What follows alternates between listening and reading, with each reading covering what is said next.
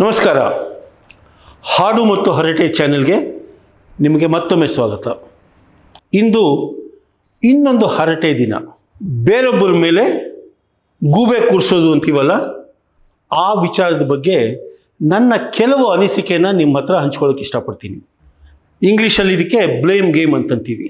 ನೀವುಗಳು ನೋಡ್ತಿರ್ಬೋದು, ಎಸ್ಪೆಷಲಿ ಈ ನಡುವೆ ಈ ಬ್ಲೇಮ್ ಗೇಮ್ನ ಹಾವಳಿ ತುಂಬ ಜಾಸ್ತಿಯಾಗಿ ಹೋಗ್ತಾ ಇದೆ. ಒಬ್ಬ ಇನ್ನೊಬ್ಬನ ಮೇಲೆ ಗೂಬೆ ಕೂರಿಸ್ತಾನೆ, ಇನ್ನೊಬ್ಬ ಏನು ಮಾಡ್ತಾನೆ, ಇನ್ನೊಂದು ಗೂಬೆ ತಂದು ಯಾರು ಕೂರಿಸಿದ್ರೋ ಅವ್ರ ಮೇಲೆ ತಂದು ಗೂಬೆ ಕೂರಿಸ್ತಾನೆ. ಬಹಳ ಸಲ ಗೂಬೆ ಕೂರಿಸೋ ಆಟದಲ್ಲಿ ನನ್ನಂಥವ್ರಿಗೆ ಕೆಲವು ಸಲ ಅನುಮಾನ ಬಂದ್ಬಿಡುತ್ತೆ, ನಾವೇ ಗೂಬೆಗಳಾಗ್ಬಿಟ್ರು ಅಂತ. ಅಷ್ಟು ಚೆನ್ನಾಗಿ ಗೂಬೆನ ಕೂರಿಸ್ಕೊಂಡು ಹೋಗ್ತಾರೆ. ಯಾತಕ್ಕೆ ಈ ಬ್ಲೇಮ್ ಗೇಮ್ ಅನ್ನೋದು ನಡೆಯುತ್ತೆ ಅನ್ನೋದ್ರ ಬಗ್ಗೆ ಸ್ವಲ್ಪ ನನ್ನ ಅನಿಸಿಕೆನ ನಿಮ್ಮ ಜೊತೆ ಹಂಚ್ಕೋತೀನಿ. ಯಾವಾಗ ನಾನು ಏನು ಮಾಡಬೇಕು ಅಂತ ಅಂದ್ಕೊಂಡಿರ್ತೀನಲ್ಲ, ಅದನ್ನು ಅಂದ್ಕೊಂಡ ರೀತಿ ಸಾಧನೆ ಮಾಡೋಕ್ಕಾಗದೇ ಇದ್ದಾಗ ನನಗಿರೋ ಒಂದು ಆಪ್ಷನ್ನು ಈ ಬ್ಲೇಮ್ ಗೇಮ್. ಇದು ಒಂದೇ ಅಲ್ಲ, ಬ್ಲೇಮ್ ಗೇಮ್ ಒಂದು ಆಪ್ಷನ್, ಬಹುಶಃ ಕನ್ವೀನಿಯೆಂಟ್ ಆಪ್ಷನ್ ಅಷ್ಟೇ. ಯಾತಕ್ಕೆ ಹಿಂಗೆ ಹೇಳಿದೆ ಅಂತಂದರೆ, ನಮ್ಮಲ್ಲಿ ಸಾಕಷ್ಟು ಜನ ಏನೇನೋ ಸಾಧನೆ ಮಾಡಬೇಕು ಅಂತ ಕೆಲಸ ಮಾಡ್ತಾ ಇರ್ತಾರೆ, ಕಷ್ಟಪಡ್ತಾ ಇರ್ತಾರೆ. ಅವ್ರದ್ದೇ ಕಾರಣಗಳಿಗೆ ಅದು ಸಾಧನೆ ಮಾಡೋಕ್ಕಾಗ್ತಿರಲ್ಲ. ಎಲ್ಲರೂ ಬ್ಲೇಮ್ ಗೇಮ್ ಮಾಡಿಕೊಂಡೇ ಸುತ್ತಾಡಲ್ಲ. ನಮ್ಮ ಪುಣ್ಯ ಅದು. ಯಾಕೆಂದರೆ ತುಂಬ ಜನ ಆ ಬ್ಲೇಮ್ ಗೇಮ್ ಮೀರಿ ಯಾವ ರೀತಿ ನಾನು ಕೆಲಸ ಮಾಡಬೇಕು ಅನ್ನೋದ್ರ ಬಗ್ಗೆ ಯೋಚನೆ ಮಾಡಿ ಅದನ್ನು ಸಾಧನೆ ಮಾಡ್ಕೊಂಡು ಹೋಗ್ತಾರೆ.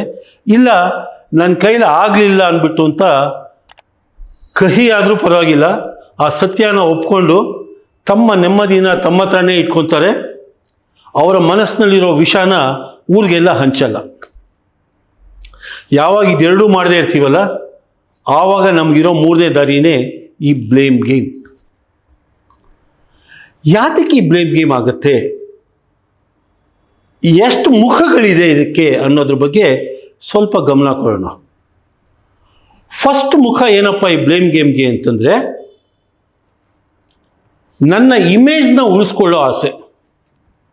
ನಮ್ಮೆಲ್ಲರಿಗೂ ಒಂದೊಂದು ಇಮೇಜ್ ಇರುತ್ತಲ್ವ, ಅದು ನಿಜಾನೋ ಭ್ರಮೇನೋ ಪಕ್ಕಕ್ಕಿಡಿ, ಬಟ್ ಒಂದು ಇಮೇಜ್ ಅಂತ ಇರುತ್ತೆ.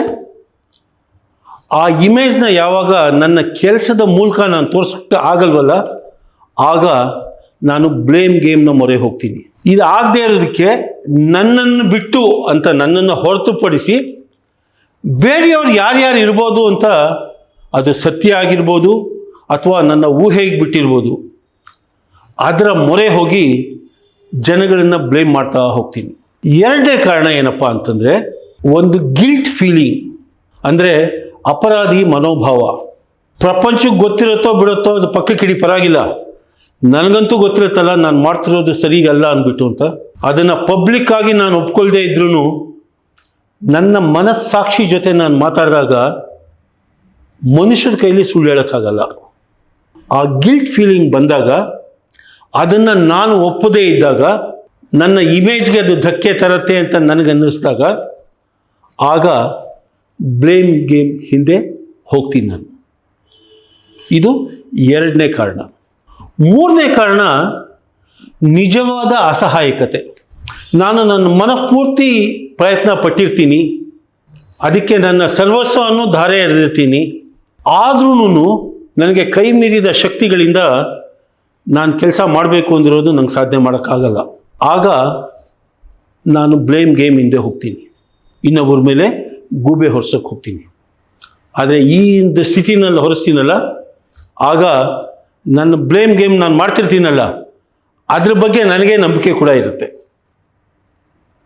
ಮಿಕ್ಕಿದ್ದ ಹಳೆ ಎರಡು ಎಕ್ಸಾಂಪಲಲ್ಲಿ ನಾನು ಹೇಳಿದ್ರಲ್ಲಿ ನನಗೆ ಆ ನಂಬಿಕೆ ಇಲ್ಲ, ಬಟ್ ಹೇಳ್ತಿರ್ತೀನಿ. ಹೆಲ್ಪ್ಲೆಸ್ನೆಸ್ನಿಂದ ಬರೋ ಬ್ಲೇಮ್ ಗೇಮ್ ಇದೆಯಲ್ಲ, ಅದರಲ್ಲಿ ಯಾರನ್ನ ಬ್ಲೇಮ್ ಮಾಡ್ತೀನಲ್ಲ ಅದ್ರ ಬಗ್ಗೆ ನನಗೆ ನಿಜವಾದ ನಂಬಿಕೆ ಕೂಡ ಇರುತ್ತೆ. ಇದು ಮೂರನೇ ಕಾರಣ ಆಯಿತು. ನಾಲ್ಕನೇ ಕಾರಣ ಏನು, ಸ್ವಲ್ಪ ಡೇಂಜರಸ್, ಮಿಸ್ಲೀಡಿಂಗ್ ಅದರ್ಸ್. ಅಂದರೆ ಬೇರೆಯವ್ರನ್ನ ನನಗೆ ಸಂಪೂರ್ಣ ಅರಿವಿನಿಂದ ದಾರಿ ತಪ್ಪಿಸೋದು ಅಂತ. ಇದು ಸ್ವಲ್ಪ ಡೇಂಜರಸ್ ಬ್ಲೇಮ್ ಗೇಮ್ ಅಂತ ಆಗುತ್ತೆ. ಯಾತಕ್ಕೆ ಈ ರೀತಿ ಬ್ಲೇಮ್ ಗೇಮ್ನ ನಾವು ಮಾಡ್ತೀವಿ, ಮಿಸ್ಲೀಡಿಂಗ್ ಅದರ್ಸ್ ಅಂತ? ನನಗೆ ನಾನು ಮಾಡೋ ಕೆಲಸದಲ್ಲಿ ನನಗೆ ಬೇಕಾದ ಒಂದು ಸ್ವಾರ್ಥತೆ ಇರುತ್ತೆ. ಅರ್ಥ ಆಗ್ತಿದೆಯಲ್ಲ? ಈ ಸ್ವಾರ್ಥತೆ ಯಾವಾಗ ನಾನು ಮಾಡೋ ಕೆಲಸದಿಂದ ನಾನು ಸಾಧಿಸೋಕ್ಕಾಗಲ್ವಲ್ಲ, ಆವಾಗ ಮಿಸ್ಲೀಡಿಂಗ್ ಅದರ್ಸ್ ಅನ್ನೋ ಒಂದು ಲಾಜಿಕ್ಗೆ ಮೊರೆ ಹೋಗ್ತೀನಿ. ಇದು ಸ್ವಲ್ಪ ಡೇಂಜರಸ್. ಯಾಕೆ ಅಂತಂದರೆ ನನಗೆ ಚೆನ್ನಾಗಿ ಗೊತ್ತು ನಾನು ಹೇಳ್ತಿರೋದು ಸುಳ್ಳು ಅಂತ. ಇನ್ನೊಂದು ಕಾರಣವೂ ಇದೆ. ನನಗೆ ಗೊತ್ತು ಜನ ನನ್ನನ್ನು ನಂಬ್ತಾರೆ ಅಂತ. ನಾನು ಏನು ಹೇಳಿದ್ರು ನಂಬ್ತಾರೆ ಅಂತನೂ ಒಂದು ಸತ್ಯನೂ ಇರ್ಬೋದು ಅಥವಾ ಭ್ರಮೆನೂ ಇರ್ಬೋದು. ಈ ಒಂದು ಮನೋಭಾವದಲ್ಲಿ ನಾವು ಜೀವಿಸ್ತಾ ಇರ್ತೀವಿ. ಆವಾಗ ಬ್ಲೇಮ್ ಗೇಮ್ ಹಿಂದೆ ಹೋಗೋದಕ್ಕೆ ಇನ್ನೊಂದು ದಾರಿ ಸಿಗತ್ತೆ. ಇದು ಕೂಡ ತುಂಬ ಡೇಂಜರಸ್. ಯಾಕೆ ಅಂತಂದರೆ ನಾವು ಇನ್ನೊಬ್ಬರು ನಮ್ಮ ಮೇಲಿಟ್ಟಿರೋ ನಂಬಿಕೆ ಜೊತೆ ಆಟ ಆಡ್ತಾ ಇರ್ತೀವಿ. ವೆರಿ ಡೇಂಜರಸ್ ಗೇಮ್ ಇದು. ನನಗೆ ಮನಸ್ಸಿಗೆ ಹೊಡೆದಾಗ ಯಾತಕ್ಕೆ ಈ ರೀತಿ ಗೂಬೆ ಕೂರಿಸೋ ಆಟ ನಾವುಗಳಲ್ಲಿ ಆಡ್ತಿರ್ತೀವಿ ಅಂದಾಗ ನನಗೆ ಹೊಡೆದಂಥ ಕೆಲವಷ್ಟು ಯೋಚನೆಗಳು ಬೇರೆ ಏನಾದರೂ ನಿಮ್ಮ ಮನಸ್ಸಿನಲ್ಲಿ ಇದ್ದರೆ ದಯವಿಟ್ಟು ಅದನ್ನು ನಿಮ್ಮ ಕಾಮೆಂಟ್ ಬಾಕ್ಸಲ್ಲಿ ನಿಮ್ಮ ಒಂದು ಒಪಿನಿಯನ್ ಅಂತ ಹಾಕಿ. ಇನ್ನೊಂದು ಹೊಸ ಡೈಮೆನ್ಷನ್ ಇದ್ದರೆ ಅದ್ರ ಬಗ್ಗೆನೂ ತಿಳ್ಕೊಳ್ಳೋಣ. ಯಾಕೆ ಅಂತಂದರೆ ಈ ಬ್ಲೇಮ್ ಗೇಮ್ ಅನ್ನೋದು ಒಳ್ಳೆಯ ಆಟ ಅಂತೂ ಅಲ್ಲ. ಯಾವುದೇ ಕಾರಣಕ್ಕೆ ನಾನು ಈ ಆಟದಲ್ಲಿ ಭಾಗಿಯಾಗಿರ್ಬೋದು, ಆದರೆ ಒಳ್ಳೆಯ ಆಟ ಅಂತೂ ಅಲ್ಲ. ಆದ್ದರಿಂದ ಇದನ್ನು ತಡೆಯೋದಕ್ಕೆ ಏನೇನು ನಮ್ಮ ಕೈನಲ್ಲಿ ಮಾಡೋಕ್ಕೆ ಸಾಧ್ಯನೋ ಅಷ್ಟನ್ನು ಮಾಡೋಣ. ಈ ಬ್ಲೇಮ್ ಗೇಮ್ ಹಿಂದಿರೋ ಆಟದ ರೂಲ್ಸನ್ನು ಚೆನ್ನಾಗಿ ಅರ್ಥ ಮಾಡ್ಕೊಳ್ಳೋಣ. ಈ ಒಂದು ಕಾರಣಕ್ಕೆ ದಯವಿಟ್ಟು ನಿಮ್ಮ ಕಾಮೆಂಟ್ ನನಗೆ ಕಳಿಸಿ. ಈ ಬ್ಲೇಮ್ ಗೇಮ್ ಅಭ್ಯಾಸದಿಂದ ನಾವು ಹೆಂಗೆ ದೂರ ಹೋಗಬೇಕು? ಯಾವಾಗ ಇದ್ರ ಕಡೆ ನಮ್ಮ ಗಮನ ಹೋಗುತ್ತಲ್ಲ, ಆವಾಗ ಮನುಷ್ಯ will move on the path of transformation. ಅಂದರೆ ಪರಿವರ್ತನೆಯ ದಾರಿನಲ್ಲಿ ಆತ ನಡೀತಾನೆ ಅಂತ. ಒಂದು ಕೆಲಸ ಮಾಡಬೇಕು. ನಿಜವಾಗ್ಲೂ ನಾನು ಬದಲಾವಣೆ ಆಗಬೇಕು ಅಂತ ಯಾರಿಗೆಲ್ಲ ಇತ್ತು ಅಂತಂದರೆ ಫಸ್ಟ್ ಕೆಲಸ ಏನಪ್ಪ ಮಾಡಬೇಕು ಅಂತಂದರೆ ಒಂದು ಇಮ್ಯಾಜಿನೇಷನ್ ಹೋಗಬೇಕು. ಏನು ಇಮ್ಯಾಜಿನೇಷನ್ನು? ಯಾವಾಗ ನನ್ನ ನಿಜವಾದ ಸತ್ಯ ಎಲ್ಲರಿಗೂ ತಿಳಿಯುತ್ತಲ್ಲ, ಆಗ ನನ್ನ ಪರಿಸ್ಥಿತಿ ಏನಾಗಬಹುದು ಅಂತನೋ ಒಂದು ಇಮ್ಯಾಜಿನೇಷನ್. ಎಷ್ಟು ಕೆಟ್ಟದಾಗಿ ಇಮ್ಯಾಜಿನೇಷನ್ ಮಾಡ್ಕೊಳ್ಳೋಕ್ಕಾದ್ರೆ ಅಷ್ಟು ನೆಗೆಟಿವ್ ಆಗಿ ಇಮ್ಯಾಜಿನ್ ಮಾಡ್ಕೊಳ್ಳೋಣ. ಏನೂ ತಪ್ಪಿಲ್ಲ. ಯಾಕೆ ಅಂದರೆ ನಮ್ಮ ಉದ್ದೇಶನೇ ಈ ಕೆಟ್ಟ ಆಟದಿಂದ ದೂರ ಇರೋದು ಅಂತ ಅಲ್ವೇ? ಪ್ಲಸ್ ಆ ಥರ ಯಾವಾಗ ಒಂದು ಇಮ್ಯಾಜಿನೇಷನ್ ಆದಾಗ ನಮ್ಮ ಕಣ್ಮುಂದೆ 2-3 ಸತ್ಯಗಳು ಆಚೆ ಬರುತ್ತಲ್ವ, ಆ ಸತ್ಯನ ಜನ ನನ್ನ ಮುಂದೆ ಒಂದು ಕನ್ನಡಿ ಮೂಲಕ ನನಗೆ ಅದನ್ನು ನೋಡೋಕ್ಕೆ ಬಿಟ್ಟಾಗ ನಾನು ಅವ್ರ ಕಣ್ಣಲ್ಲಿ ಯಾವ ರೀತಿ ಕಾಣ್ತೀನಿ ಅಂತನೋ ಇನ್ನೊಂದು ಪಿಕ್ಚರೈಸೇಷನ್ ಕೂಡ ಮಾಡ್ಕೋಬೇಕು ನಾವು. ಅದು ನಮಗೆ ಯಾವಾಗ ಜನ ಕನ್ನಡಿ ನಮ್ಗೆ ಹಿಡಿತಾರಲ್ಲ, ನನ್ನ ಸತ್ಯ ದರ್ಶನ ಮಾಡಿಸ್ತಾರಲ್ಲ, ಅದು ನನಗೆ ಸಂತೋಷ ಕೊಡುತ್ತಾ, ಅವಮಾನ ಕೊಡುತ್ತಾ, ಹೇಸಿಗೆ ಕೊಡುತ್ತಾ, ಹೆಮ್ಮೆ ತರುತ್ತಾ ಗೊತ್ತಿಲ್ಲ ನನಗೆ. ಯೋಚನೆ ಮಾಡೋಣ. ಪ್ಲಸ್ ಮೂರನೇದು, ಅಂಥ ಒಂದು ಅನಿಸಿಕೆನ ನಾನು ನಿಜವಾಗ್ಲೂ ಬಯಸ್ತೀನ. ಈ 3 ದಿಕ್ಕಲ್ಲಿ ಯಾವಾಗ ನಾವು ಯೋಚನೆ ಮಾಡೋಕ್ಕೆ ಶುರು ಮಾಡ್ತೀವಲ್ಲ ಮಿತ್ರರೇ, ಆಗ ಈ ಬ್ಲೇಮ್ ಗೇಮ್ ಅನ್ನೋ ಒಂದು ಕಾಯಿಲೆಯಿಂದ ನಾವು ಹೆಂಗೆ ದೂರ ಬರ್ಬೋದು ಅನ್ನೋದಕ್ಕೆ ಒಂದು ದಾರಿ ಸಿಗತ್ತೆ. ಅದಕ್ಕಿರೋದು ಒಂದೇ ದಾರಿ, ಸತ್ಯ, truth. Nothing is more powerful than the truth ಅಂತಾರೆ. ಅಂದರೆ ಸತ್ಯಕ್ಕಿಂತ ಶಕ್ತಿಯುತವಾದದ್ದು ಈ ಪ್ರಪಂಚದಲ್ಲಿ ಯಾವುದೂ ಕೂಡ ಇಲ್ಲ. ನಮ್ಮ ಜೀವನದಲ್ಲಿ ಸಾಕಷ್ಟು ಉದಾಹರಣೆಗಳಿವೆ. ಯಾವಾಗ ತಪ್ಪು ಮಾಡಿದ ಮನುಷ್ಯ ತನ್ನ ತಪ್ಪನ್ನು ಮನಃಪೂರ್ತಿಯಾಗಿ ಒಪ್ಕೋತಾನಲ್ಲ, ಆತ ಕ್ಷಮೆಗೆ ಅರ್ಹ. ಮತ್ತು ನಮ್ಮ ಜನ ಆತನನ್ನು ಕ್ಷಮಿಸಿದ್ದಾರೆ ಕೂಡ.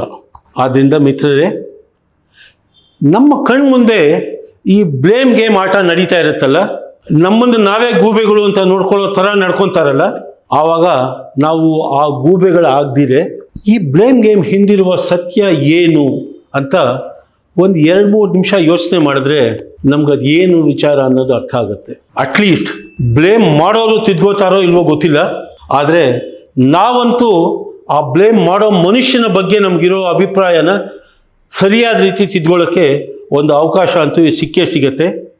ಮತ್ತು ಆ ಅವಕಾಶನ ನಾವು ಸರಿಯಾಗಿ ಉಪಯೋಗಿಸ್ಕೋಬೇಕು ಕೂಡ. ಯಾಕೆ ಅಂದರೆ ಹೇಳ್ದಂಗೆ ಬ್ಲೇಮ್ ಗೇಮ್ ಒಳ್ಳೆಯ ಆಟ ಅಲ್ಲ. ಬಹಳ ಕೆಟ್ಟ ಆಟ ಅದು. ನಾವು ಆಡಲೂಬಾರ್ದು, ಅದಕ್ಕೆ ಸ್ಪೆಕ್ಟೇಟರ್ ಕೂಡ ಆಗಿರಬಾರ್ದು.